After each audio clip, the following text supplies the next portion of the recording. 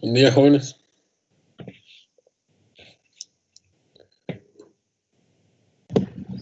Buen día. Buenos días. Esperar 1 o 2 minutos para iniciar.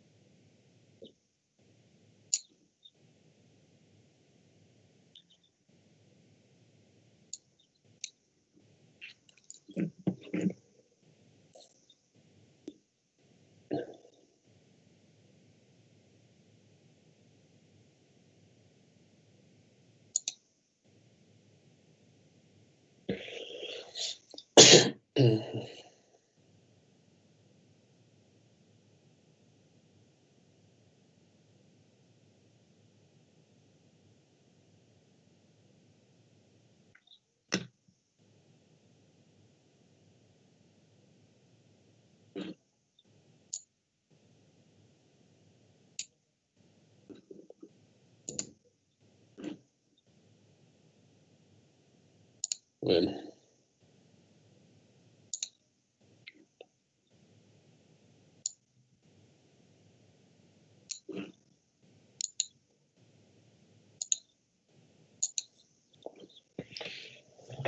Entonces, hoy vamos a revisar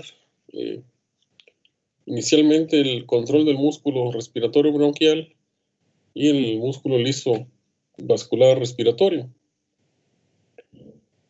Entonces, pues esto aplica al músculo liso. Van a ver que hay algo de diferencias entre ellos, pero van a ser cosas muy similares a lo que ya cubrieron en la sección de músculo. Mencionamos en una de las primeras sesiones que hay inervación hacia el sistema respiratorio.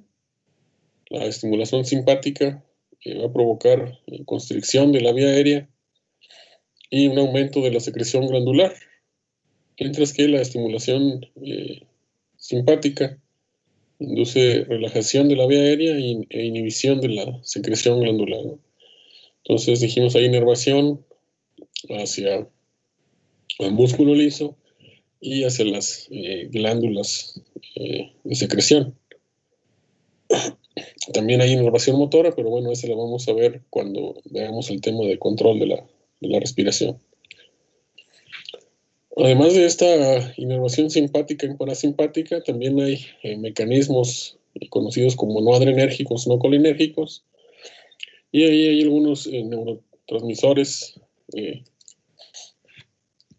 no clásicos que también se liberan de estas regiones. Perdón. Y también van a tener una influencia sobre el músculo liso y sobre la secreción glandular. Entonces vamos a iniciar con el control colinérgico de las vías aéreas que provoca contracción, es decir, la inervación parasimpática. Y bueno, pueden ver cómo el sistema nervioso central, a través del nervio vago, van a llegar fibras en un inicio preganglionares a estos ganglios, y después las fibras postganglionares van a inervar el músculo liso y también las glándulas secretoras. Bueno, aquí el neurotransmisor es la acetilcolina, y esta se va a unir a receptores que hay tanto en músculo liso, en glándulas e incluso en los somas de las neuronas postganglionares, y estos son de tipo muscarínico. Aquí pueden ver en el lado derecho los 3 que se localizan en esta área, M1, M2 y M3. En el músculo liso hay presencia de receptores M3, que son los responsables de llevar a cabo la contracción. También hay receptores muscarínicos de tipo M2, tanto en el músculo liso como en las terminales nerviosas, y estos lo que hacen es disminuir los niveles de AMP cíclico, que es la vía responsable de la relajación, y lo que hacen en las terminales nerviosas es también regular la liberación de más acetilcolina. Mientras que en las glándulas hay receptores de tipo M3 y de tipo M1 que tienen una misma vía de señalización, y lo que van a hacer es reducir la secreción glandular. Aumentar la secreción glandular.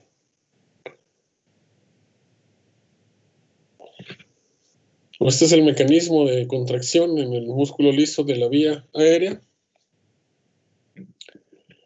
Entonces pueden ver que hay dos mecanismos paralelos. Voy a empezar con este mecanismo que está del lado derecho. Una vez que se une un agonista a un receptor en la membrana de las células del músculo liso de la vía aérea, puede ser acetilcolina, como el ejemplo que vimos anteriormente, pero también puede ser histamina, serotonina, cisteína-leucotrienos. A través de la vía acoplada a la proteína GQ, va a activar a la fosfolipasa C. Esto lo que hace es hidrolizar el PIP2 que está en la membrana de la célula, y se generan dos productos, diacilglicerol e IP3. El IP3 difunde hacia la membrana del retículo sarcoplásmico y activa receptores a IP3, que lo que hacen es liberar calcio del retículo sarcoplásmico. Este aumento en el calcio, a su vez, activa los receptores R-renodina por un mecanismo de liberación de calcio inducido por calcio, y parte de este calcio es devuelto hacia el interior del retículo a través de la bomba cerca, ¿no? Entonces, esta salida y entrada de calcio genera oscilaciones en las concentraciones de calcio. Bueno, ese aumento en el calcio en el citoplasma, lo que hace es unirse a la calmodulina. Esta calcio-calmodulina lo que va a hacer es activar a la sinasa de la cadena ligera de la miosina, la va a fosforilar, y bueno, de aquí se va a dar el proceso contráctil, va a aumentar la contracción. Entonces, esta es una vía, la vía de las oscilaciones de calcio. Por otro lado, en una vía paralela, se activa la proteína ROA, que activa a su vez ROC, y estas proteínas, estas sinasas, lo que hacen es inhibir a la fosfatasa de la cadena ligera de la miosina. La fosfatasa de la cadena ligera de la miosina lo que hace pues, es desfosforilar la cadena ligera de la miosina para completar el ciclo y terminar la contracción. Sin embargo, esta vía y además la proteína sinasa C, generada por la vía inicial, ambas llevan a la inhibición de la fosfatasa de la cadena ligera de la miosina, y por lo tanto la concentración se sostiene. Este mecanismo se conoce como sensibilidad a calcio. Entonces hay un aumento en la sensibilidad a calcio y un aumento en las oscilaciones de calcio, y todo esto genera la contracción. Bueno, y aquí en el extremo derecho, lo que muestran es que bueno, después de cuando ya se vacía el retículo, la proteína STIM se oligomeriza y se va a unir a ORAI1 para formar un canal de calcio y volver a llenar los depósitos del retículo.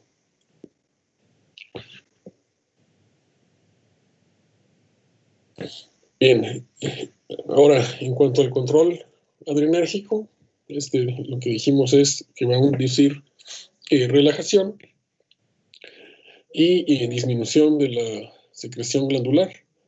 Entonces pueden ver que hace escala en este ganglio simpático, y de ahí va a inervar. Ven que sus terminales llegan muy cercanas a las glándulas secretorias, sin embargo no inerva de manera directa el músculo liso. Aun cuando no hay inervación del músculo liso, sí tiene receptores para el neurotransmisor que libera, que es la epinefrina y norepinefrina, ¿no? Aquí tenemos receptores de tipo beta adrenérgico y receptores de tipo alfa adrenérgico. Entonces inerva las glándulas o muy cercano a las glándulas, también los vasos. Y estos receptores que se encuentran en el músculo liso pues van a ser activados por epinefrina o norepinefrina circulante. Pueden ver que hay de tipo beta y también de tipo alfa. Incluso hay receptores en las terminales de la inervación parasimpática, también en los ganglios parasimpáticos, en los mastocitos y en el epitelio en general. La activación de estos receptores de tipo beta es la base también del tratamiento de algunos broncodilatadores. Bueno, ¿cómo se lleva a cabo la relajación a través de esta vía? Estos son los mecanismos de relajación en el músculo liso de la vía aérea. Uno es la activación de estos receptores, que pueden ser receptores beta-adrenérgicos, agonistas beta-2, o también por algunas prostaglandinas. Y estos están acoplados a una proteína de tipo GS, que lo que hace es activar la adenilato ciclasa y a partir de ATP generar AMP cíclico, es decir, van a aumentar los niveles de AMP cíclico. Estos niveles aumentados de AMP cíclico lo que hacen es activar la proteína sinasa A, y la proteína sinasa A tiene efecto sobre los mecanismos contráctiles, como el de la sensibilidad a calcio y la señalización por IP3, ¿no? Entonces, ambas señalizaciones disminuyen y esto hace que se inhiba la contracción. También, bueno, las fosfodiesterasas son las que hidrolizan el AMP cíclico. Entonces, también hay compuestos que inhiben las fosfodiesterasas y eso también llevaría a una mayor relajación. Por otro lado, los antagonistas de los receptores involucrados en la contracción, pues también serían útiles para como un mecanismo de relajación de la vía aérea, ¿no? Por ejemplo, si usan un antagonista para un receptor acetilcolina de tipo M3, pues lo que van a hacer es que no van a activar ninguna de las dos vías para la contracción, ya sea la vía de la fosfolipasa CIP3 o la vía de ROA-ROC, y por lo tanto no se va a llevar a cabo la contracción o va a disminuir la contracción. Si no hay IP3, pues no hay salida de calcio, y si no hay ROA-ROC, no hay inhibición de la fosfatasa de la cadena ligera de la miosina.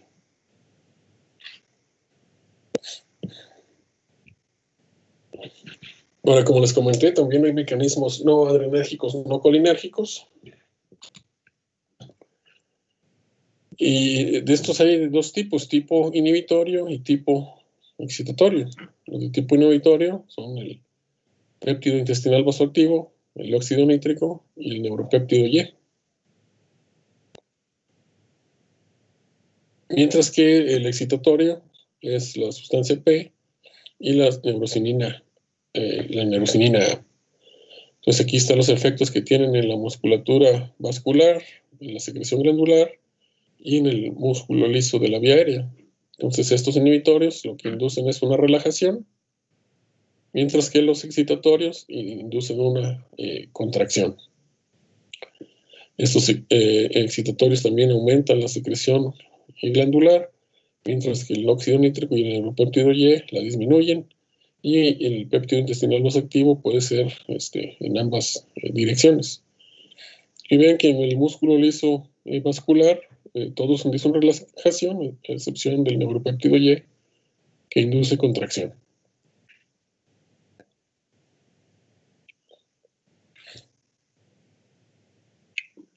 Entonces, en cuanto a los excitatorios, como ya les mencioné, es la sustancia P, la neurocinina A, y también el producto relacionado con el gel de la calcitonina, y estos tienen receptores específicos. La sustancia P se une con mayor afinidad de los receptores a neurocinina tipo de NK1, la neurocinina A los receptores NK2, y este también tiene su propio receptor. Inducen contracción muscular, vasodilatación, aumenta la permeabilidad vascular y hipersecreción de moco. ¿Cómo se puede regular esta señalización por estos péptidos? Bueno, por antagonistas selectivos de los receptores, de sus receptores, Y también hay compuestos como la capsaicina o la bradicininina que degradan estos neuropéptidos en las fibras, o algunos receptores también localizados en esta región, como los alfa-adrenérgicos, los opioides, los de GABA, neuropéptido Y, o histamina, también son inhibidores de la liberación de estos neuropéptidos a través de la activación de canales de potasio activados por calcio, ¿no? Lo que mantiene hiperpolarizada la terminal nerviosa y por lo tanto se inhibe la liberación de estos péptidos.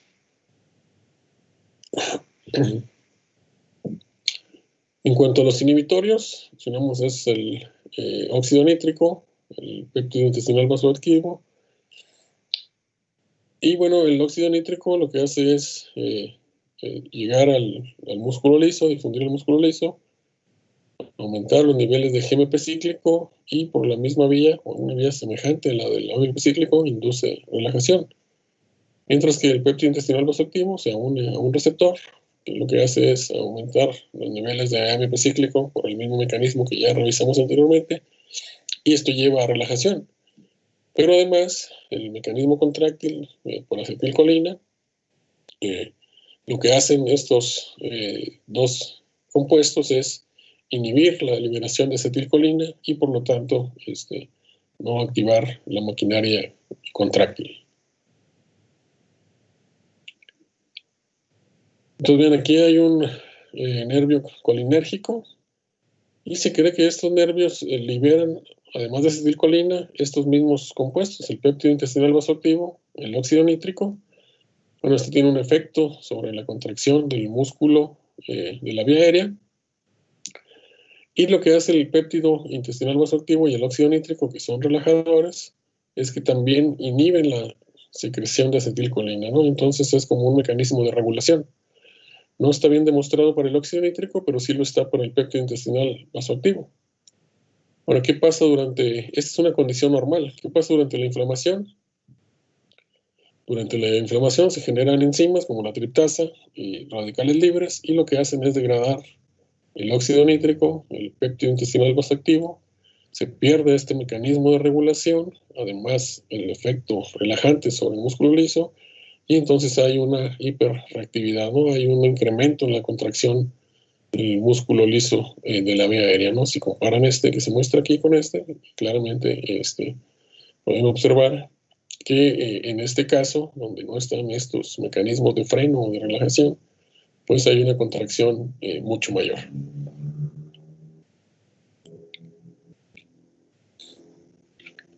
Entonces, hay diversos mecanismos que incrementan la contracción de la vía aérea. Los mediadores contráctiles, ya hablamos de la acetilcolina, también puede ser la histamina, la serotonina, los leucotrienos. Todos estos van a llevar a un incremento en la contracción de la vía aérea. Si hay un aumento en mitógenos, como el FGF2 o la trombina, lo que van a hacer es que haya un aumento en la proliferación de las células del músculo liso de la vía aérea, que podrían llevar a inflamación de la vía aérea y a remodelamiento, y también esto conduce a un incremento en la contracción. Si hay también mediadores fibróticos, como el TGF-beta, que alteran la producción de la matriz extracelular y llevan a la misma condición. O un incremento en algunas citocinas, como la interleucina 1, 13, 17, aumentan la producción de estas citocinas, hay inflamación de la vía aérea, remodelamiento y incremento en la contracción. O directamente aumenta la señalización por calcio y la sensibilidad a calcio, llevando a la contracción del músculo liso. Ahora, ¿qué cosas controlan o qué compuestos controlan condiciones en las vías respiratorias? Entonces, vean, aquí en este cuadro se muestran los que causan constricción.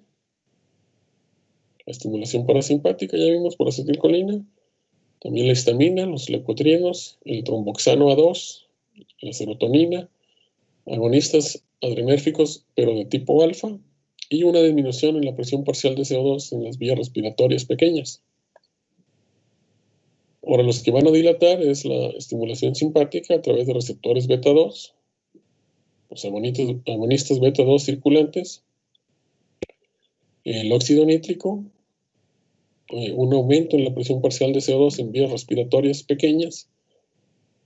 Y bueno, aquí marcan que esta misma condición podría también, o sea, el aumento y la disminución podrían generar el mismo efecto. Por eso fue en cuanto a la inervación del músculo liso de la vía aérea, es decir, el músculo que rodea los bronquios y bronquiolos. Sin embargo, también hay inervación hacia la vasculatura pulmonar, es decir, a los vasos sanguíneos pulmonares. Vean aquí tenemos un jugador adicional que es el endotelio, que también tiene receptores para ciertos mediadores contráctiles, el músculo liso y la terminal nerviosa. Entonces, la inervación de los vasos musculares, de los vasos pulmonares, perdón, es poca, es más bien escasa, y la inervación es mayor en los vasos de mayor calibre y menor en los vasos más musculares de menor calibre. Aquí, a diferencia de lo que pasa con la estimulación de la vía aérea, la estimulación del sistema parasimpático va a provocar dilatación vascular, mientras que la estimulación simpática, a través de receptores de tipo alfa, va a inducir constricción vascular. Entonces, en cuanto al control adrenérgico, el músculo liso vascular, como les mencionaba, induce contracción. Esto lo hace que la liberación de norepinefrina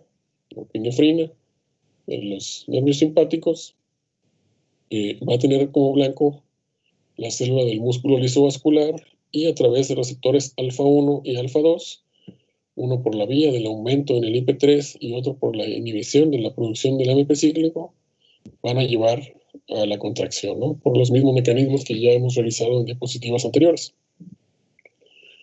Ahora ven que también hay receptores de tipo alfa 2 en el nervio simpático, y esto es como un mecanismo de retroalimentación. Una vez que este se activa, se inhibe la liberación adicional de norepinefrina, ¿no? Entonces también tiene un mecanismo de autorregulación. Perdón. Ahora, en cuanto al control colinérgico del músculo liso vascular, esto va a inducir relajación, y ven que el receptor es del mismo tipo, que aumenta los niveles de IP3. Saca calcio del retículo endoplásmico, se une a la calmodulina y bueno, tiene la misma vía hasta este punto. Sin embargo, aquí lo que pasa con la calmodulina es que activa la sintasa de óxido nítrico, que produce óxido nítrico a partir de arginina. Todo esto ocurre en la célula endotelial. Una vez que se produce el óxido nítrico en la célula endotelial, va a difundir hacia el músculo liso, va a activar una guaninato ciclasa, y esta, a partir de GTP, forma GMP cíclico, que activa una proteína ginasa G, y esta induce relajación de la musculatura, la relajación del músculo liso, y por lo tanto la dilatación de los vasos, ¿eh? Este mecanismo de la guaninato ciclasa pues, es similar al de la guaninato ciclasa para producir AMP cíclico. Doctor, en la diapositiva pasada, ¿el alfa 2 era la subunidad de la proteína G o un receptor alfa 2? Estos son receptores alfa 1 y alfa 2. ¿En esta diapositiva? Sí, en esa. Sí, pero entonces, ajá. el alfa 2, o sea, la norepinefrina también activa el alfa 2 y eso la inhibe.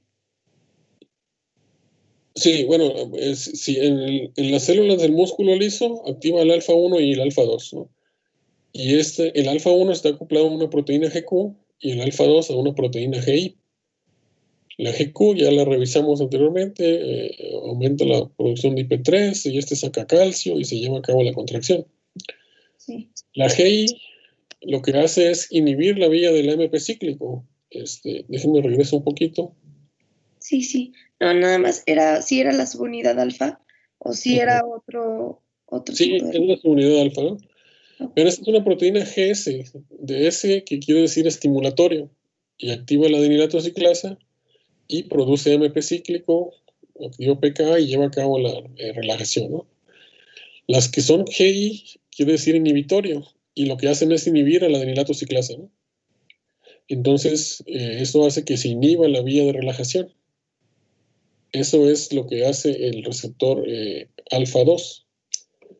Ahora, también hay receptores, como les comentaba, alfa 2 en la terminal, en la fibra nerviosa. Y activa la misma vía, pero el mecanismo final es que ya no hay más liberación de norepinefrina, ¿no? Es, digamos, como es un mecanismo de autorregulación. Se libera norepinefrina, esta puede activar estos receptores y ya corta la liberación posterior de más norepinefrina. Y la vía es similar a la que está acá adentro, ¿no? Ok, gracias, doctor. Sí, de verdad. Ok, entonces este es el mecanismo por el cual relaja. Y bueno, el diámetro de las arterias va a estar influenciado por diferentes vasodilatadores y constrictores. Entonces pueden ver ahí todos los compuestos que van a estar actuando a través de diversos receptores. Entonces, a ver, les voy a preguntar de los que hemos revisado. Por ejemplo, el óxido nítrico, que es un vasodilatador o un vasoconstrictor. Vasodilatador. Es un vasodilatador que se genera en el endotelio, ¿no? Vean aquí, estos que se ven como en puntos grises es el endotelio y esto de afuera es el músculo liso, ¿no? Ahora, si activamos a los receptores de tipo alfa, por epinefrina, ¿qué generaría? ¿Vasoconstricción o vasodilatación? Vasoconstricción. Los de endotelina, bueno, creo que eso no los vimos, pero la endotelina es muy conocida. ¿Qué sería un vasoconstrictor o vasodilatador?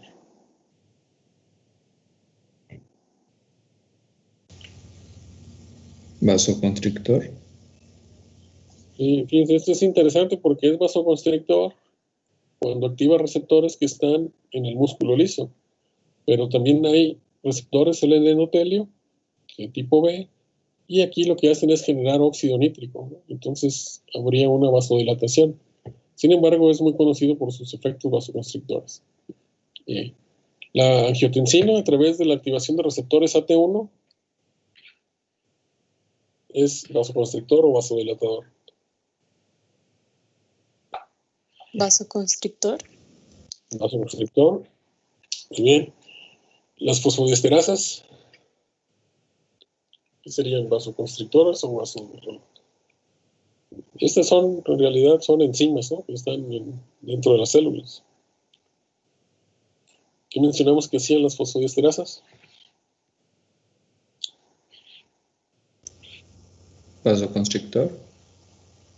Son vasoconstrictores porque van a inhibir o van a degradar el AMP cíclico, ¿no? Que es está involucrado en la vía de relajación. El tromboxano también es un vasoconstrictor, al igual que la serotonina.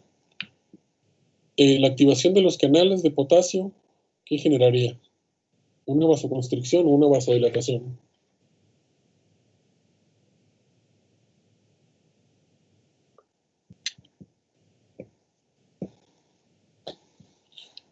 ¿Qué pasa si ustedes abren canales de potasio en las membranas? ¿Qué pasa con el potencial de la célula?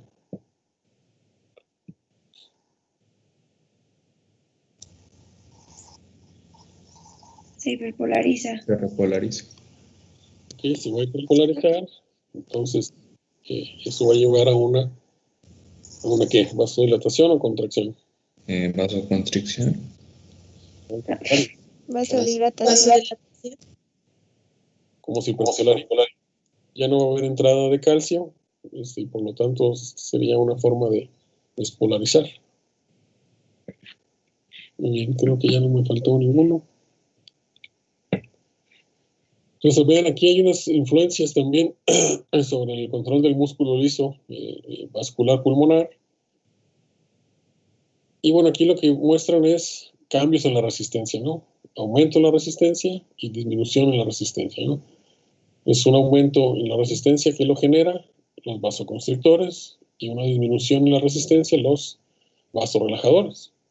Entonces, aumenta la resistencia, la estimulación de la inervación simpática, por ejemplo, por norepinefrina o epinefrina, los agonistas adrenérgicos alfa, las prostaglandinas F2 alfa y prostaglandina 2, el tromboxano, la endothelina, la angiotensina, la histamina, la hipoxia, que vamos a ver más adelante, la hipercapnia alveolar o un pH bajo, ¿no? Todos estos causan contracción o un aumento en la contracción del músculo liso vascular, mientras que inducen relajación del músculo liso y por lo tanto una disminución de la resistencia, la estimulación de la inervación parasimpática, la acetilcolina, también agonistas adrenérgicos pero sobre receptores tipo beta, la prostaglandina 1, la prostaciclina, el óxido nítrico y la bradicinina.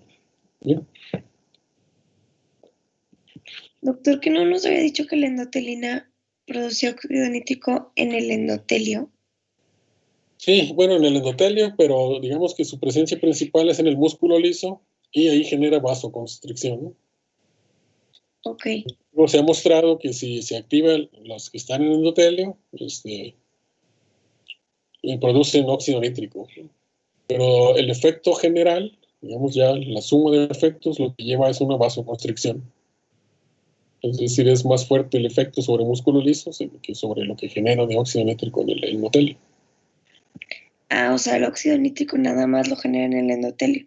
O sea, aunque esté en el músculo liso, el óxido nítrico va a actuar sobre el endotelio siempre.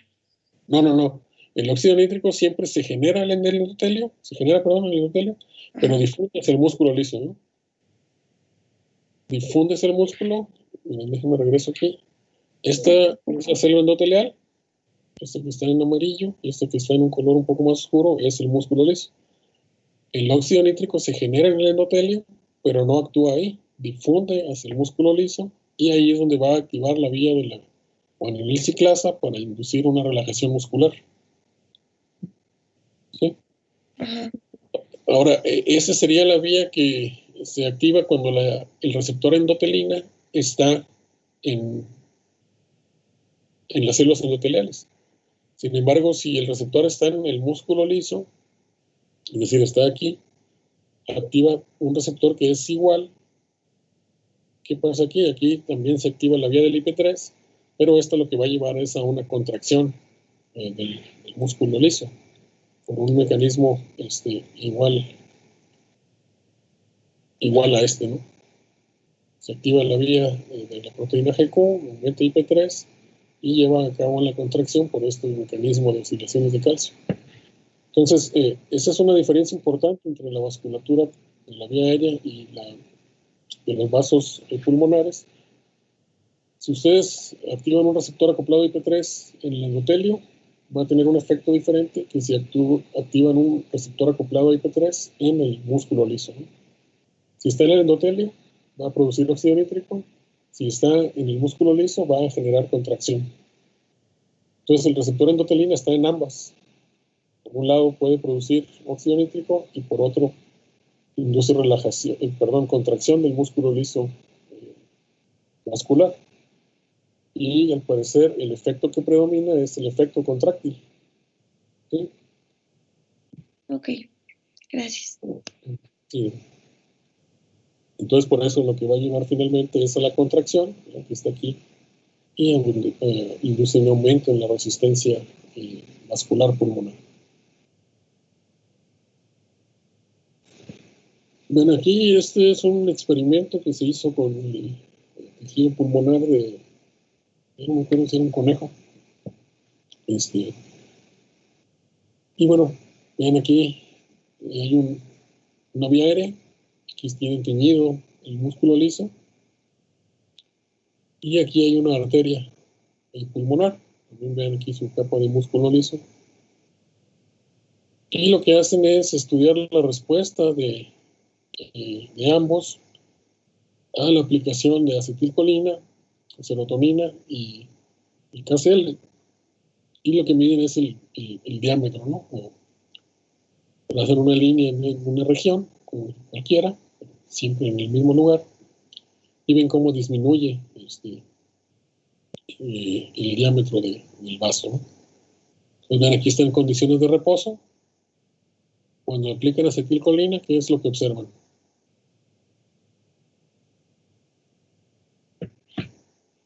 Que se ve claramente y a simple vista.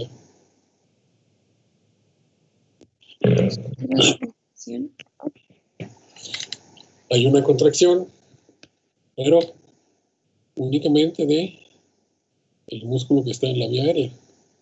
Si ven en la arteria, pues prácticamente no cambia, ¿no? Y eso lo ven aquí. Ya el rojo, que es el de la arteriola, prácticamente se mantiene constante. Hay una disminución pequeña en el área luminal, pero sí hay una disminución muy grande en el área del alveolo, ¿no? Aquí lo que calculan es el área, no una línea como les comenté. Perdón. Ahora, en este panel de abajo izquierdo, aplican acetilcolina y aquí pueden ver que pues, sí, hay una contracción y una disminución en el área de la vía aérea, pero la arteria prácticamente se cierra por completo, ¿no? Vean el rojo cómo disminuye casi a cero y la vía aérea también disminuye, aunque pues, más o menos al 50%. Y cuando utilizan KCL, ¿qué es lo que hace el KCL? ¿Por qué se utiliza KCL?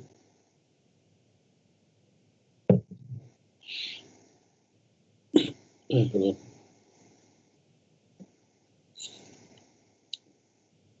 Lo que hace la aplicación directa de KCL es que va a despolarizar las células, ¿no? Entonces esa despolarización va a activar canales de calcio, va a entrada de calcio y se va a llevar a cabo la contracción. Entonces pueden ver aquí que la respuesta mayor se da en la arteriola y hay una respuesta muy pequeña en la vía aérea, ¿no? En este trabajo lo que quieren mostrar es las diferencias precisamente entre la respuesta del músculo liso, de las arterias y las vías aéreas a los diferentes estímulos que los pueden modular. Entonces aquí claramente se ve ese efecto.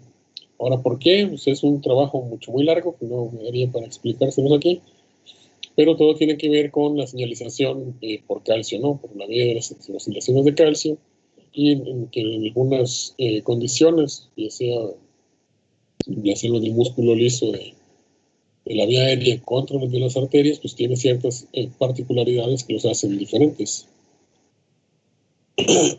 Bien, este es el experimento donde,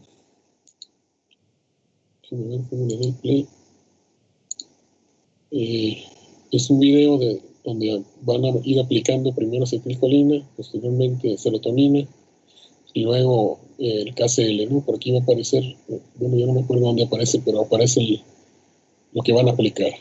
Les voy a correr el video. Esta es la acetilcolina, prácticamente no afecta a la arteria.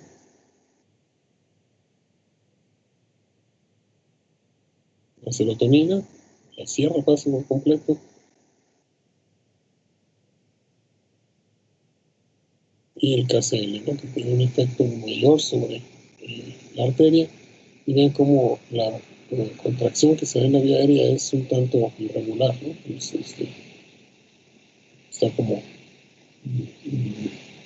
oscilando. Voy a poner nuevamente ya por última vez.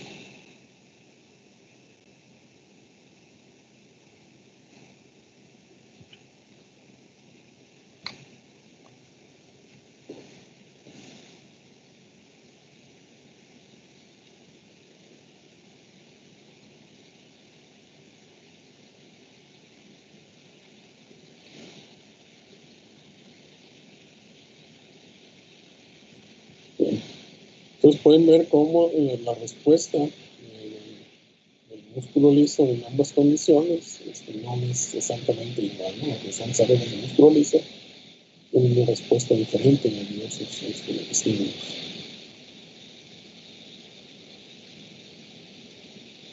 Bueno, ¿tienen alguna pregunta sobre la parte de control del músculo liso? aérea y de la musculatura.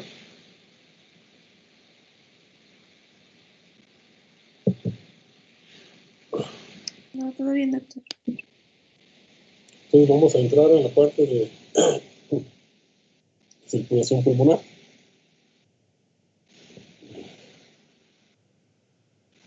Entonces habíamos mencionado ya que tenemos una circulación bronquial y una circulación pulmonar. Voy a mencionar algunas características. El flujo sanguíneo bronquial representa el 2% del gasto cardíaco del ventrículo izquierdo y contiene sangre arterial sistémica, es la que va a nutrir a las estructuras de la vía aérea. Mientras que el flujo sanguíneo pulmonar es igual al gasto cardíaco del ventrículo derecho y este contiene sangre venosa mixta, ¿no? Entonces, el gasto cardíaco del ventrículo derecho pues es prácticamente el mismo que el gasto cardíaco del ventrículo izquierdo, es decir, es el gasto cardíaco en sí, ¿no? Prácticamente toda la sangre va a pasar por circulación pulmonar para oxigenarse. Entonces, el flujo sanguíneo pulmonar es igual al gasto cardíaco, como les acabo de mencionar, y en condiciones normales es cercano a 3.5 litros por minuto por metro cuadrado de superficie corporal en reposo, ¿no? Se puede elevar en diversas condiciones, como en ejercicio, por ejemplo, o en ciertas patologías. Ahora, de 250 a 300 mililitros de sangre por metro cuadrado de superficie corporal se localiza en la circulación pulmonar.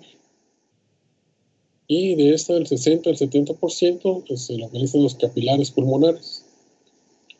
Un eritrocito va a tardar de 4 a 5 segundos en recorrer la circulación pulmonar completa, si estamos a gastos cardíacos en reposo, y este es el tiempo que duran los capilares pulmonares, menos de un segundo, 0.75 segundos tardan en recorrer los capilares pulmonares, ¿no?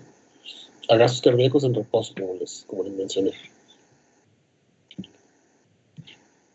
Y bueno, también habíamos visto que tenemos una gran cantidad de alvéolos, de capilares. Tenemos cerca de 280 millones de capilares pulmonares que van a irrigar a 300 millones de alvéolos. Entonces la superficie potencial para el intercambio de gases es muy extensa, de 50 a 100 metros cuadrados, ¿no? Entonces, si recuerden, habíamos visto esta imagen, esta es la pared de un capilar, y pues todas estas ramitas blancas que se ven aquí son capilares, ¿no? Es decir, la pared alveolar está completamente tapizada de capilares pulmonares, por lo tanto, esta gran área para el intercambio de gases.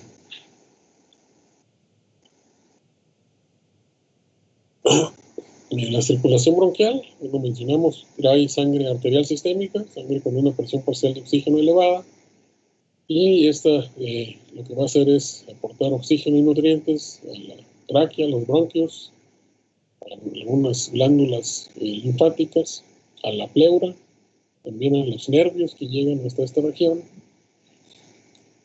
Y bueno, una parte de esta sangre sí regresa a través de venas, la vena ácidos, para ir al lado derecho del corazón. Sin embargo, otra drena directamente a las venas pulmonares, ¿no? ¿Cómo está la presión parcial de oxígeno en las venas pulmonares?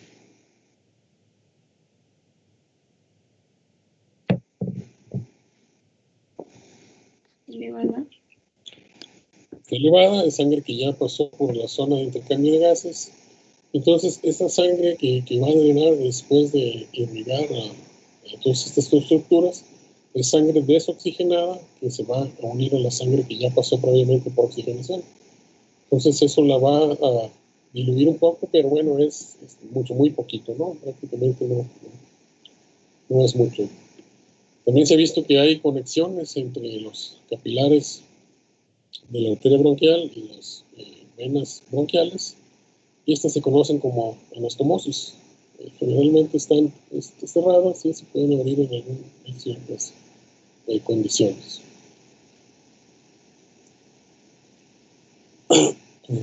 Y bueno, la circulación bronquial es una corre en paralelo con la ramificación de la vía aérea. Pueden ver cómo hay una gran cantidad de vasos, la arteria pulmonar que trae sangre desoxigenada, y posteriormente por la vena pulmonar que va a llegar hasta el lado izquierdo del corazón con sangre oxigenada.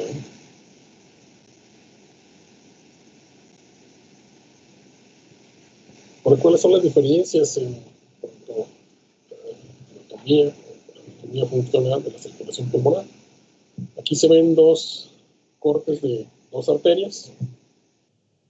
Uno es de una arteria pulmonar y el otro es de una arteria sistémica de un diámetro equivalente. ¿Cuál de ellas es la pulmonar? ¿La de la izquierda o la de la derecha?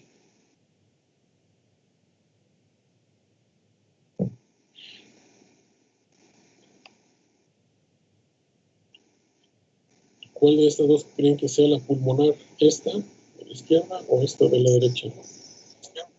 La izquierda. La izquierda, muy bien. ¿Por qué razón? Porque tiene las capas más delgadas a comparación del músculo liso, a comparación de las demás sistémicas. Esta es la capa de músculo liso, está más delgadita, y vean que esta tiene una capa mayor de músculo liso, ¿no? Ahora, si son del mismo diámetro interno, más o menos, ¿por qué hay más músculo liso en las de las arterias sistémicas?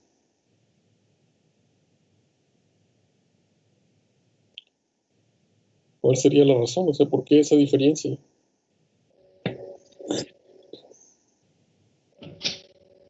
Por la distensibilidad y la contracción que uno necesita para disminuir la contracción, disminuir la resistencia en un sistema a otro. Bueno, no tanto la resistencia, sino cuál tiene que soportar mayor presión.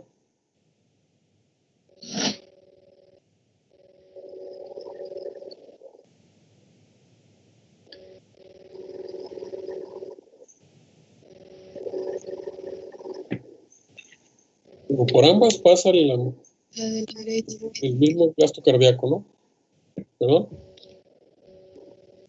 La sistémica es la que tiene que como aguantar más presión. Aguanta más presión, ¿no? Esta, y por eso tiene que tener una pared más gruesa. Y bueno, eso lo vamos a ver a continuación, ¿no? Para que quede más claro. Bueno, ¿cómo se determina la resistencia en la vasculatura pulmonar, ¿no? Pues podemos calcularla. Habíamos ya visto cómo se calcula la resistencia en la vía aérea. Pues vean que la fórmula es prácticamente igual. Es directamente proporcional al gradiente en la presión e inversamente proporcional al flujo, ¿sí? Entonces, para la circulación pulmonar, la resistencia vascular pulmonar va a ser igual a la presión media en la arteria pulmonar menos la presión media en la aurícula izquierda, y todo esto dividido entre el gasto cardíaco, ¿no? Y ese gradiente de presión es pues, de la arteria hacia a la aurícula izquierda, ¿no? Hasta donde va a llegar la sangre después de oxigenarse.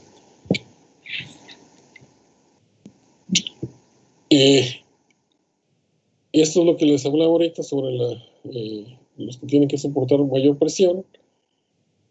Pues, ¿cómo es la resistencia vascular pulmonar contra la sistémica? En esta imagen representa aquí por un lado el pulmón, los alvéolos, los capilares pulmonares. Entonces llegan a la aurícula izquierda, ventrículo izquierdo, es bombeado a los tejidos. Aquí están los tejidos, esto regresa por el sistema venoso a la aurícula derecha, posteriormente al ventrículo derecho, y esto es bombeado hacia los pulmones, ¿no? Pero entonces vean cuáles son las presiones. En el ventrículo derecho, la presión es 120/0, y el nivel de la aorta es 120/80, ¿sí? Esta es la presión arterial. La presión media es de 100. 120/80, la presión media es de 100. ¿Sí? Ahora, de ahí, una vez que se envía esta sangre hacia los tejidos, ven que cuando llega a esta región, antes de entrar a los capilares sistémicos, la presión media ya es de 30. Posteriormente, su salida de los tejidos hacia las venas, la presión media ya es de 15, estamos hablando de milímetros de mercurio. Y ya la presión en la aurícula derecha es únicamente de 2 milímetros de mercurio. En el ventrículo es 25/0. En la arteria pulmonar, 25/8, es decir, la presión pulmonar media. En la arteria pulmonar, la media es 15. Antes de entrar a los capilares son 12 milímetros de mercurio y a la salida de los capilares pulmonares son 8 milímetros de mercurio. Para regresar nuevamente a la aurícula izquierda, donde la presión es de 5 milímetros de mercurio. Entonces vean cómo la presión mayor se da en esta región, ¿no? En la región de las arterias sistémicas. Vean, la presión aquí en la aorta es de 100 en la media, y aquí todavía sigue siendo de 30, ¿no? A la entrada de los capilares sistémicos. Mientras que la presión en la arteria pulmonar es mucho más baja. La media es de 15 y baja hasta 12 antes de entrar a los capilares pulmonares. Entonces, en cuanto a la distribución de la resistencia vascular pulmonar, tenemos que en reposo, más o menos una tercera parte de la resistencia al flujo sanguíneo se localiza en las arterias pulmonares, un segundo tercio en los capilares pulmonares y el último tercio en las venas pulmonares. Esto a diferencia de lo que pasa en la circulación sistémica, donde cerca del 70% de la resistencia está en las arterias sistémicas, ¿no? Y son las que presentan mayor presión. Bueno, ¿cuáles son las consecuencias de las diferencias de presión entre la circulación sistémica y pulmonar? ¿Por qué tenemos esta diferencia en la presión en ambas circulaciones? A ver, ¿quién quiere opinar?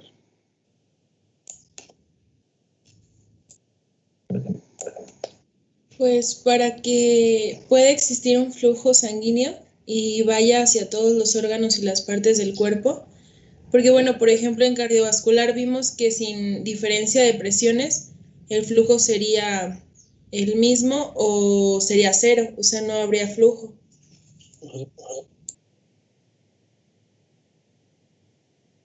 Y lo mismo pasa en la circulación pulmonar, ¿no? Tiene que haber un gradiente para que pueda haber flujo.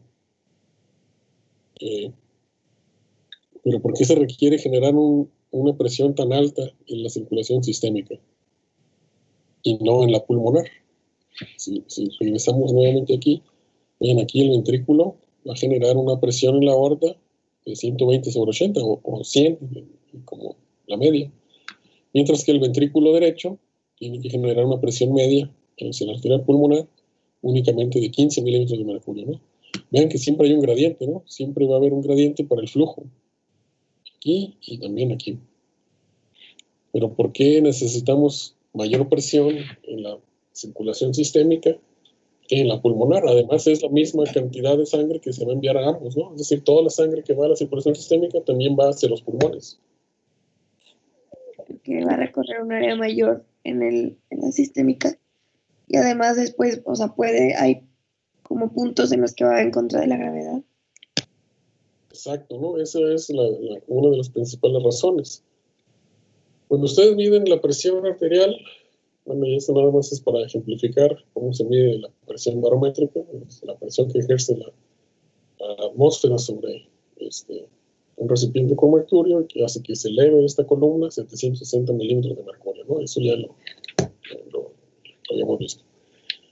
Cuando ustedes miden la presión, se les mide generalmente en el brazo, ya sea en el izquierdo o el derecho, no sé cuál es, dónde sea más correcto, o dónde sea correcto en realidad. Pero entonces cuando ustedes miden la presión a esta altura, lo que están midiendo es la presión sanguínea más o menos al nivel del corazón, ¿no? De la aorta. Es decir, a este nivel, el ventrículo izquierdo tendría que generar una presión para empujar esta columna que se eleve aquí a 100 milímetros de mercurio en promedio. Por eso tenemos una presión de 120 sobre 80. ¿Qué pasa si ustedes a esta persona, por ejemplo, que les da esta lectura aquí, le miden la presión arterial en los tobillos? Va a ser menor porque ya va a haber corrido más, o sea, distancia. ¿Va a ser menor? ¿Ustedes creen que sea menor? O sea, mínimo, porque sigue teniendo que tener, bueno, pero sigue, necesita la misma presión, ¿no? Está la misma presión. ¿Qué pasa en este ejemplo de la izquierda nuevamente? Aquí estamos a nivel del mar. Dijimos, esta es la presión atmosférica para elevar la columna. Si ustedes van más hacia arriba, hay menos peso de la atmósfera, por lo tanto cambia la presión, ¿no? Entonces hay un efecto de la gravedad, ¿sí? Entonces ustedes miden en el tobillo, pues hay un efecto de gravedad, es decir, como si hubiera una presión adicional en el tubo, y por lo tanto requerirían mayor presión, o hay mayor presión, ¿no?, por efecto de la gravedad en la parte baja, si se la midieran en los pies. Como si la miden en el cuello, requerirían más o menos presión.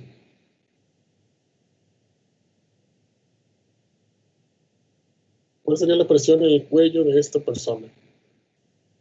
¿Mayor o menor que la que está mostrada aquí en el aparatito?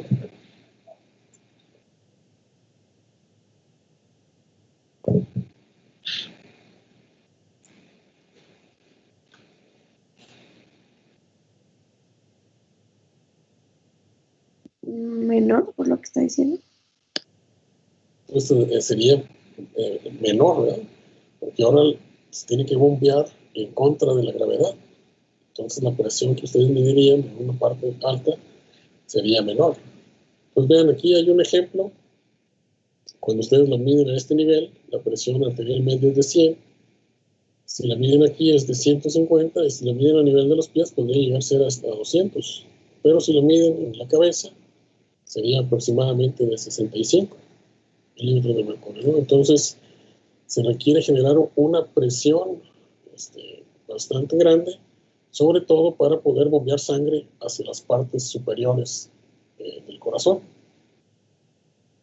Ahora, ¿por qué no pasa eso en los pulmones? Pues porque aquí está el corazón, estos son los pulmones, y vean, pues únicamente para bombear sangre al vértice, pues es unos cuantos centímetros por arriba, ¿no?, de la arteria pulmonar. Entonces, por eso no es necesario tener una presión tan grande para distribuir la sangre hacia los pulmones, como si pasa con el caso del corazón, ¿no?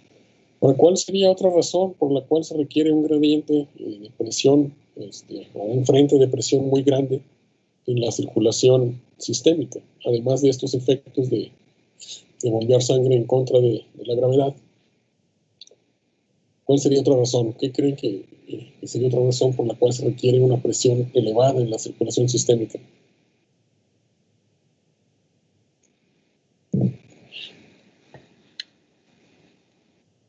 ¿Sería cuando se hace ejercicio se requiere más demanda? Sí, hay más demanda de oxígeno, pero además, ¿qué otra cosa sucede cuando se hace ejercicio? ¿Dónde es donde hay más demanda? En el bombeo del corazón. Pero, ¿en qué región del cuerpo es donde se está demandando más oxígeno? Los músculos. En los músculos, ¿no? Entonces, otro de los importancia de este alto frente de presión es que permite redistribuir el flujo sanguíneo, por ejemplo, durante el ejercicio. En una condición de reposo, aquí está el corazón, aquí está el 100% de la sangre que va a bombear, Y ven como un 20-25% pues va al sistema digestivo, al hígado. De un 4 al 5% va al corazón, un 20% a los riñones, del 3 al 5% a los huesos, el 15% al cerebro, el 4 al 5% a la piel y de 15 a 20% a la musculatura. Vean aquí el gasto cardíaco son 5 litros por minuto. Cuando hacemos ejercicio, aumenta el gasto cardíaco, pero además la mayor cantidad de oxígeno va hacia la musculatura. El 80 al 85% en condiciones de ejercicio se redirige a los músculos. Y vean que hay unos órganos en los cuales va a disminuir su aporte de sangre, por ejemplo, a los huesos, a los riñones, el corazón siempre se mantiene constante, al sistema digestivo. Entonces, hay una redistribución del flujo sanguíneo en esta condición de ejercicio, ¿no? Para eso se requiere que haya un frente de alta presión para poder hacer estos ajustes y redistribuir el flujo sanguíneo a donde se necesita por la condición que se esté llevando a cabo, ¿no? En este caso, el ejercicio. Pero ¿por qué no es necesario hacer eso en los pulmones?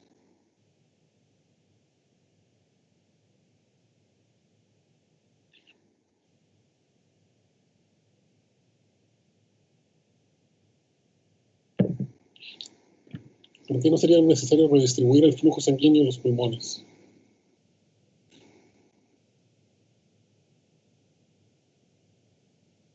¿Tendría que ver con la resistencia vascular de los pulmones? O bueno, sí. No, es decir, hablando en términos como los que mostramos aquí, se redirige el flujo a las regiones donde son más necesarias. Pues en los pulmones, cualquier región del pulmón tiene la misma función, ¿no? Que es el intercambio de gases. Entonces no tendría ningún sentido redirigir el flujo hacia ningún lado, porque la función es exactamente la misma, ¿no? Entonces, esas son dos consecuencias, o la importancia de que haya un frente de presión elevado en la circulación sistémica, que no es necesario en la circulación pulmonar. Perdón. Bueno, ¿cómo se puede modificar la resistencia en la vasculatura pulmonar? Bueno, tenemos factores pasivos, y ya hablamos antes de los factores activos, que son los que controlan la contractilidad de la musculatura vascular, pero también hay factores pasivos como la gravedad, la posición corporal, el volumen pulmonar, la presión alveolar intrapleural, la presión intravascular y el gasto del ventrículo derecho. Pues vamos a ver algunos de estos de manera separada. Bueno, primero el gradiente de presión transmural, ¿no? Dijimos que el gradiente de presión transmural es el gradiente de presiones a través de una estructura, y en este caso sería pues, el interior del vaso con el exterior. Y puede ser perdón, con los alvéolos, por ejemplo, o con la presión intersticial, dependiendo la localización del vaso, ¿no? Ahorita lo vamos a ver nuevamente. Otra es el volumen pulmonar. Cuando ustedes aumentan el volumen pulmonar, me adelanto un poco. Bueno, mejor, cuando aumenta el volumen pulmonar, ¿qué es lo que pasa? Bueno, para empezar les voy a demostrar que tenemos dos tipos de vasos pulmonares. Unos que se conocen como alveolares, que son los que están intercalados entre los alvéolos, y los extraalveolares, que ya no están en esta región alveolar. Entonces, aquí los gradientes de presión transmural son diferentes. Aquí el gradiente de presión transmural es la presión al interior del vaso menos la presión que hay en los alvéolos, mientras que en esta región sería la presión al interior del vaso menos la presión intrapleural. Entonces, ¿qué pasa cuando uno inspira y hay un aumento en el volumen de los alvéolos? Bueno, este vaso lo que hace es que se va a estirar, y cuando se estira disminuye la luz al interior, mientras que cuando inspiramos la presión intrapleural se hace más negativa y por lo tanto aumenta la presión de distensión, aumenta el gradiente de presión transmural y digamos que este se va a expandir. Entonces aquí hay una disminución en la resistencia, pero en esta región hay un aumento en la resistencia, ¿sí? Es lo que se ejemplifica aquí. Durante la inspiración aumenta el volumen alveolar, eso hace que se compriman esta región de los vasos que están dentro, los vasos alveolares, mientras que los extraalveolares, su presión de distensión los hace incrementar su diámetro.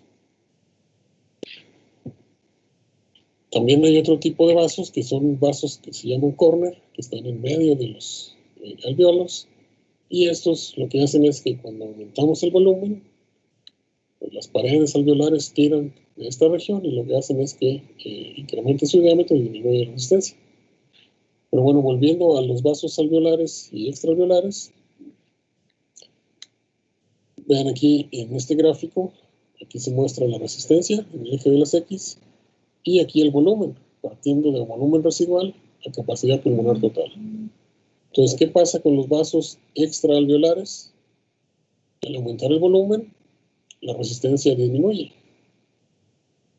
Mientras que con los vasos alveolares, al aumentar el volumen, la resistencia aumenta, ¿sí? Por este efecto del estiramiento. Ahora, dado que estos vasos están conectados en serie, sus resistencias se suman directamente. Entonces, esta sería la curva final, la que se muestra en azul. Entonces, ¿qué es lo que se observa aquí? La capacidad residual funcional, en donde tenemos la menor resistencia, pero si disminuimos el volumen, ese volumen residual, aumentamos la resistencia, o si aumentamos el volumen hacia capacidad pulmonar total, también aumentamos la resistencia, ¿sí? Pues así es como el volumen pulmonar modifica la resistencia vascular. Ahora también el flujo sanguíneo, como muestra aquí en el eje de las X, va a modificar la resistencia. Vean ustedes que si aumentamos el flujo, yendo hacia la derecha, la resistencia va a disminuir. ¿A qué se debe esto? Bueno, ahí, en condiciones de reposo, generalmente no todos los capilares pulmonares llevan sangre o conducen sangre, ¿no? Es decir, hay ciertos vasos que están ocluidos, porque no son necesarios, porque la presión en la arteria y el pulmonar o el flujo sanguíneo es bajo, pero cuando aumenta este flujo sanguíneo pulmonar, se van a reclutar estos capilares que estaban previamente cerrados y esto va a hacer que la resistencia disminuya. Entonces, si antes la sangre pasaba por esta región, tenía cierta resistencia, si ahora tiene más vías por donde pasar, la resistencia va a disminuir. Y además, como como los vasos son distensibles, otro mecanismo es que se distienden. Pueden ver aquí cómo es más grueso este esquemita del vaso en comparación a este, ¿no? Entonces, este mecanismo es por reclutamiento y distensión, al aumentar el flujo sanguíneo pulmonar. Y lo mismo pasa si ustedes incrementan la presión en la arteria pulmonar. Al incrementar la presión en la arteria pulmonar, también va a disminuir la resistencia. Entonces aquí en este cuadro lo que nos muestro son las influencias pasivas que van a tener un efecto sobre la resistencia muscular pulmonar. Entonces ya mencionamos un volumen pulmonar aumentado, es decir, por arriba de la capacidad residual funcional, o un volumen pulmonar disminuido por debajo de la capacidad residual funcional, van a aumentar la resistencia. El mecanismo también lo revisamos, en este caso es por alargamiento de los vasos alveolares y compresión de los mismos. Y en este caso es la compresión de vasos extraalveolares y menos tracción sobre los mismos. Se aumenta la presión en la arteria pulmonar o se aumenta en la aurícula izquierda o aumenta el volumen sanguíneo o el gasto cardíaco, que van a llevar a una disminución de la resistencia vascular por reclutamiento y distensión de capilares pulmonares. La gravedad también va a tener un efecto o una disminución en las regiones declives de los pulmones. Esto lo vamos a ver en una de las diapositivas siguientes. Y esto se debe a los efectos hidrostáticos que van a llevar también a reclutamiento y distensión. Una presión intersticial aumentada que va a generar un aumento en la resistencia por compresión de los vasos. Si aumenta la viscosidad, pues también aumenta la resistencia, porque esto aumenta directamente la resistencia, como lo vimos en la ley de Poiseuille. Y una ventilación con presión positiva.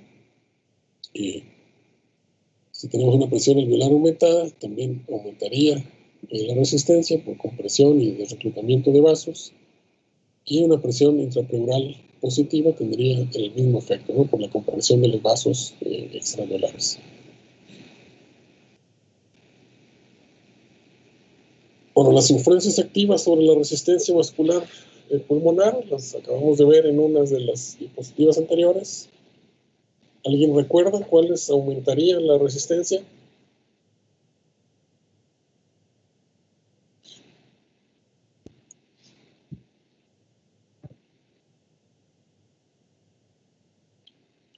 La endotelina ¿La endotelina qué haría? aumenta la resistencia. Bien, aumenta la resistencia. La serotonina, ¿qué es lo que hace?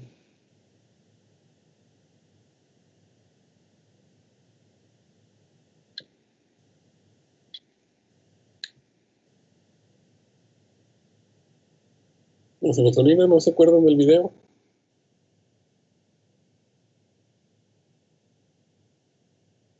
¿Qué generaría? ¿Un aumento o una disminución de la resistencia vascular?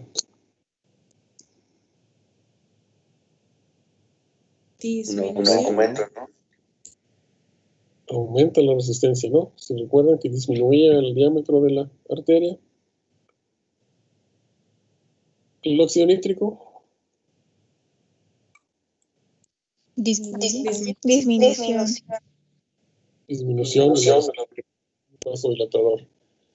Entonces, vean, esta es la misma tablita que les mostré anteriormente. Aquí vienen los que aumentan la resistencia porque incrementan la contracción del músculo liso y vascular, y los que causan una disminución, ¿no? Entonces, se recuerdan la acetilcolina, el óxido nítrico, la prostaciclina, todos disminuyen la resistencia.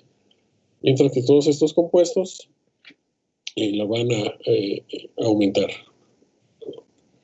El tromboxano, la endotelina, la angiotensina, la histamina, y algunas otras condiciones que ahorita vamos a ver, por ejemplo, la hipoxia. Bueno, ¿cómo se distribuye el flujo sanguíneo pulmonar? Si ustedes administran por una arteria un radiomarcador y luego con un contador de centelleo monitorean toda esta región, pues van a ver que el flujo sanguíneo es mayor. ¿En dónde? Ven, aquí está la parte basal hacia la parte superior, hacia el ápice. Entonces, aquí está el flujo es mayor en la parte basal y disminuye hacia la parte superior. Y esto se debe principalmente al efecto de la gravedad. Entonces tenemos un gradiente en esta región, pues el efecto de la gravedad hace que el flujo se vaya principalmente a la parte de la base del pulmón si estamos de pie o sentados. Y vean que este efecto cambia. Si ustedes se ponen de cabeza, pues ahora el mayor flujo va a ir hacia lo que es el ápex del pulmón, que en esta región pues va a estar hacia abajo. Si se cuestan del lado izquierdo o del lado derecho, o hacia arriba o hacia abajo, pues la sangre va a ir hacia las partes basales, ¿no? Por el efecto de la gravedad.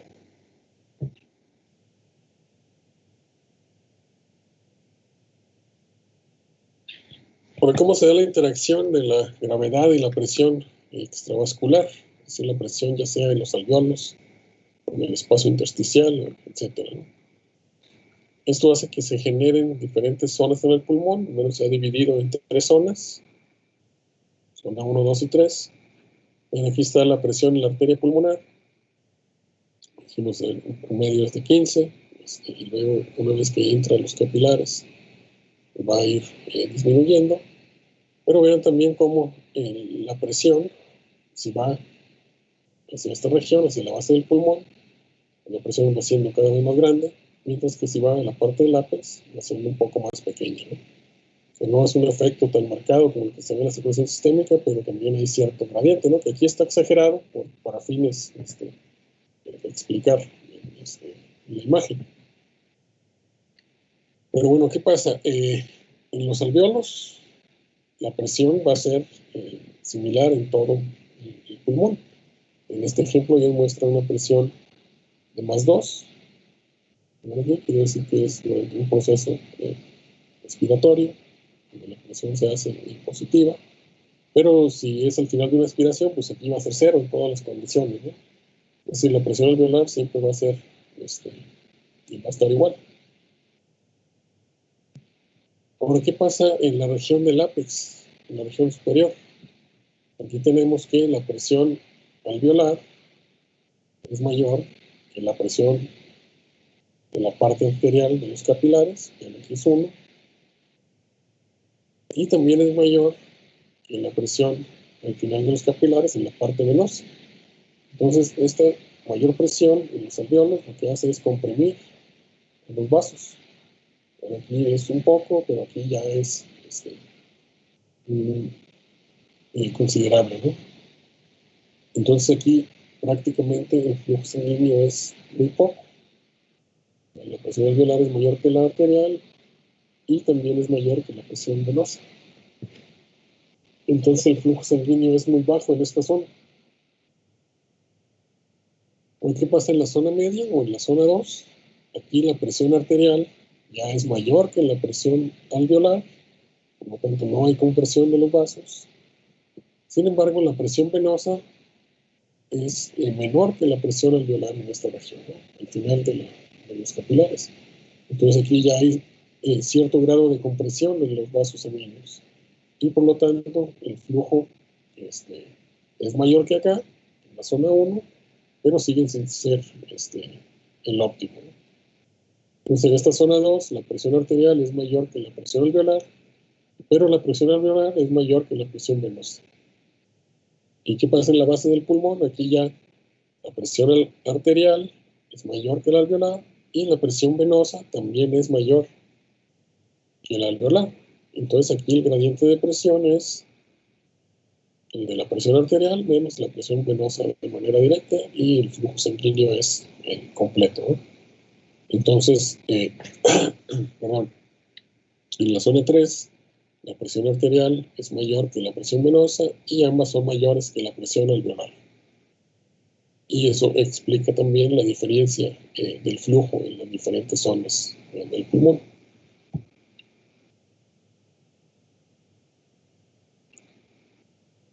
Y bueno, la gravedad tendría el mismo efecto si ustedes están de pie o si están en posición supina, como las zonas del pulmón van a cambiar. Aquí tenemos zona 1, zona 2 y zona 3. Y bueno, aquí en esta posición, en el ejemplo que se muestra aquí, pues tendríamos en la parte superior, la que queda hacia arriba, depende de la posición que estemos, en la zona 2 y hacia abajo la zona 3.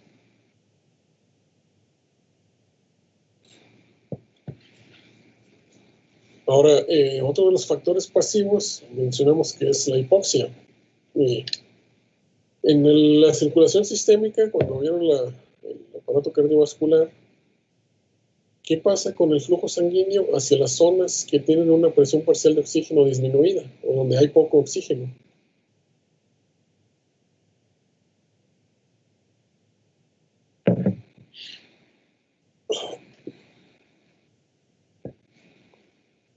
¿Qué es lo que sucede? Si ustedes tienen una región donde el oxígeno es bajo, ¿qué pasa con los vasos que van hacia esa región, con las arterias que van hacia esa región? Se van a dilatar para que haya más oxígeno. Para que haya más sangre y haya más oxígeno, ¿no? Aquí sucede lo contrario. En los pulmones, vean, esta condición es una condición normal. Es la presión parcial de oxígeno que respiramos, la presión alveolar de oxígeno, que dijimos anda aproximadamente en 100 milímetros de mercurio contra 40 del CO2. Por aquí llega la sangre desde los capilares pulmonares y cuando pasan por la región de intercambio de gases, las presiones se van a equilibrar. Entonces, la sangre que traía un oxígeno bajo y un CO2 alto va a salir al revés, con un oxígeno alto y un CO2 bajo. Ahora, si ven en esta condición, a esta región del pulmón, hay una obstrucción, que se muestra aquí en el esquema. Entonces va a estar llegando menos aire fresco a estos alveolos y por lo tanto la presión parcial de oxígeno alveolar va a estar disminuida y la de CO2 va a estar aumentada. Entonces la sangre fresca que llegue a esta región va a salir con un oxígeno disminuido y un CO2 aumentado. Y posteriormente va a ir a diluir la sangre que se pasó por zonas bien oxigenadas. Entonces, ¿qué es lo que pasa cuando sucede esto? Cuando hay una hipoxia, hay una disminución en el oxígeno, pues va a haber una vasoconstricción refleja, ¿no? Es decir, en las regiones donde hay un oxígeno disminuido y un CO2 aumentado, se va a contraer la vasculatura y la finalidad de que esto suceda es que la sangre sea redirigida a regiones que sí están bien ventiladas, ¿no? Entonces, vean, aquí tienen una región del pulmón bien ventilada, aquí tienen una que está mal ventilada, entonces va a haber una vasoconstricción en esta región para que fluya menos sangre hacia esta región y la mayoría de la sangre fluya hacia las regiones que sí están bien ventiladas, ¿no? Entonces, es por eso que aquí es diferente lo que pasa en la vasculatura sistémica para que se redirija la sangre a regiones bien ventiladas. Ahora no se conoce exactamente cómo se logra que se dé esa vasoconstricción bajo esas condiciones, pero digamos que es el mecanismo actual o el que más se acepta, y es que la hipoxia o la disminución en la presión parcial de oxígeno va a afectar directamente algunos canales iónicos en la membrana de las células del músculo liso vascular. Va a inhibir canales de potasio, como canales de potasio dependientes de voltaje, canales de tipo TASC, o va a activar canales catiónicos no selectivos. Y bueno, estas condiciones lo que hacen es que la célula se despolarice, entonces se inhiben canales de potasio, la célula se despolariza, o se activan canales catiónicos, pues tienen el mismo efecto. Y una vez que la célula se despolariza, se activan canales de calcio dependientes de voltaje, y esa elevación de calcio pues, va a llevar finalmente a la contracción del músculo liso y por lo tanto aumentar la resistencia hacia esa zona.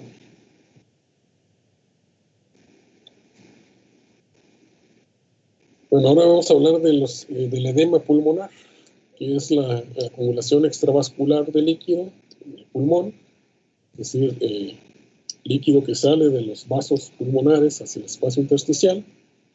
Y esta patología puede ser producto de una o varias anomalías fisiológicas, pero el resultado final es que se va a afectar la transferencia de gases. Entonces, ¿cuáles son los factores que influyen en el movimiento de líquido en los capilares pulmonares? Eso lo podemos determinar con la ecuación de Starling. ¿Vieron ustedes esta parte en cardiovascular?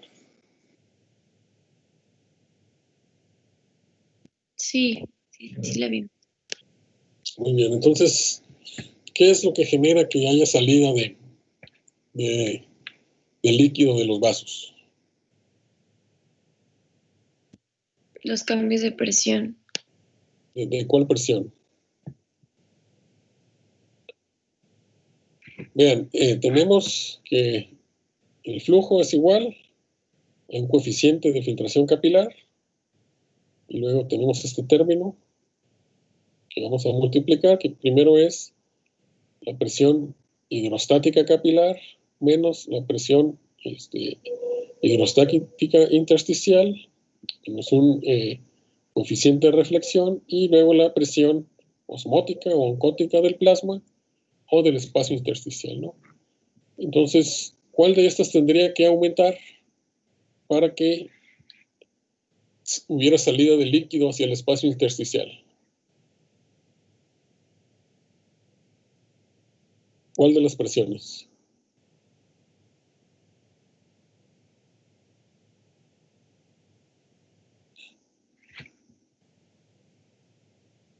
Tenemos la capilar, hidrostática intersticial, oncótica plasmática o oncótica del espacio intersticial, ¿no? Elevando, ¿cuál de estas? ¿Sí? No, o sea, bueno, yo creo que la osmótica, pero de líquido intersticial. Ok, se aumentan la presión oncótica del líquido intersticial, eso generaría que hubiera salida de agua hacia el espacio intersticial.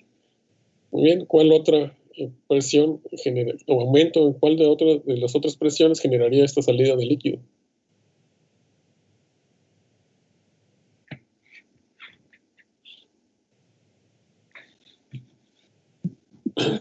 Las hidrostáticas, la hidrostática del capilar. La hidrostática capilar, ¿no? Si ustedes aumentan la presión hidrostática del capilar, van a aumentar también la salida de líquido.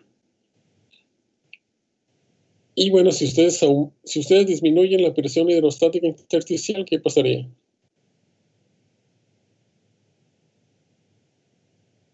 Entraría líquido al capilar. No, si están disminuyendo la intersticial, ¿no? La presión hidrostática intersticial. Ah, pues lo mismo, saldría. Saldría líquido del capilar hacia el exterior. Y si disminuyen la presión oncótica plasmática, Ahora sí entraría, no, igual saldría. igual saldría, ¿no? Pues, si la aumentan, lo que hacen es jalar líquido del espacio intersticial hacia adentro del capilar. Entonces, vean, estas son las presiones, como ya mencionamos. Si ustedes aumentan esta, pues va a salir líquido hacia el espacio intersticial. Si esta disminuye, también saldría el líquido. Pero vean, aquí tenemos doble barrera, ¿no? Esta es el capilar, este es el intersticio y este es el alveolo. Sin embargo, la permeabilidad capilar es mayor que la permeabilidad en la membrana alveolar, por lo tanto, en esta región es donde se acumularía primeramente el líquido. Ahora, esta salida de líquido pues es constante, ¿no? Siempre hay cierta salida de líquidos en el espacio intersticial o intercambio aquí, un balance entre el movimiento de líquidos en los capilares. Sin embargo, todo el líquido que sale tiene que ser drenado a través del flujo linfático, ¿sí? Pues digamos que esta es una válvula de seguridad. Únicamente cuando el flujo linfático se ve rebasado es cuando se generaría un edema. Entonces aquí hay unos factores que predisponen a desarrollar un edema pulmonar. Por ejemplo, si se incrementa la permeabilidad capilar, y esto hay diversas situaciones en que esto se genera, por ejemplo, un síndrome de dificultad respiratoria aguda, toxicidad por oxígeno, o algunas toxinas que podrían dañar la membrana de los capilares. Si se incrementa la presión hidrostática capilar, y esto puede deberse a un incremento en la presión en la aurícula izquierda, como resultado de un infarto ventricular izquierdo, estenosis mitral, o si se administran fluidos intravenosos por arriba de lo necesario, si disminuye la presión hidrostática intersticial del plasma, por ejemplo, cuando se evacúa un hemotórax o hemotórax, el hemotórax es cuando entra sangre al espacio intrapleural, o por una obstrucción de la vía aérea superior, o si disminuye la presión osmótica o oncótica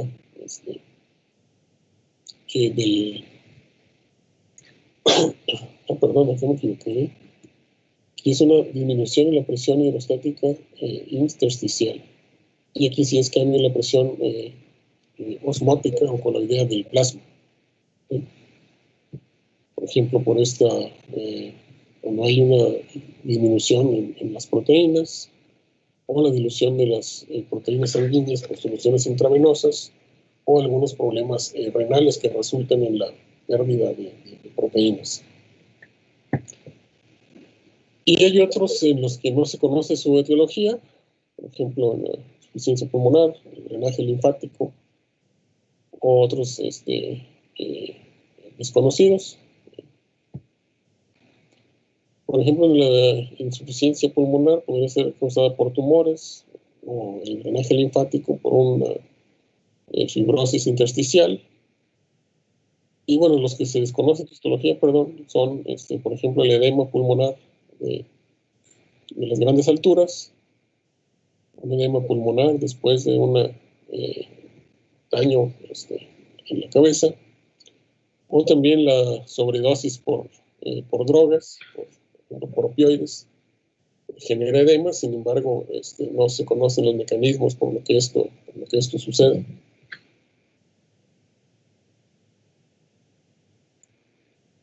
Ahora sí terminamos temprano.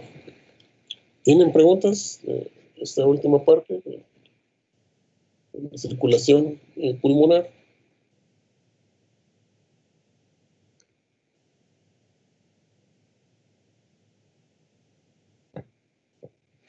¿No? No, doctor, todo bien. Bien, déjenme, algo les iba a comentar. Mañana tenemos la clase de intercambio de gases. Entonces, anteriormente yo les hablaba primero sobre la conducta de los gases y les mencionaba algunas propiedades, algunas de las leyes, pero eso alargaba mucho la sesión. Entonces, lo que hice fue grabar esa parte de la conducta de los gases, y ahí en Moodle está el video, el link para el video. Entonces entran a Moodle, abajo de donde están los videos que les puse de la práctica, o en la carpeta de prácticas, abajo está un video o un link para un video que dice conducta de los gases. Entonces vean ese video antes de la clase de mañana, que veamos intercambio de gases, por favor, para ya no entretenerme mucho en eso. Ok, doctor. Y hoy no tenemos tutoría, ¿verdad? Hasta mañana.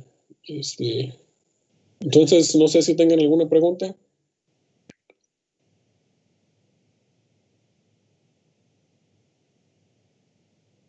También en el módulo les voy a estar poniendo el material que estamos viendo aquí, revisando aquí, para si lo quieren ir a revisar ahí. Gracias. Ok, muchas gracias, doctor. Muchas gracias, doctor. Bueno, pues si no tienen preguntas, entonces nos veríamos mañana a las 7. Gracias, que tenga buen día. Gracias. Muchas gracias, doctor. Hasta mañana. Gracias. Hasta mañana. Hasta mañana, que estén bien.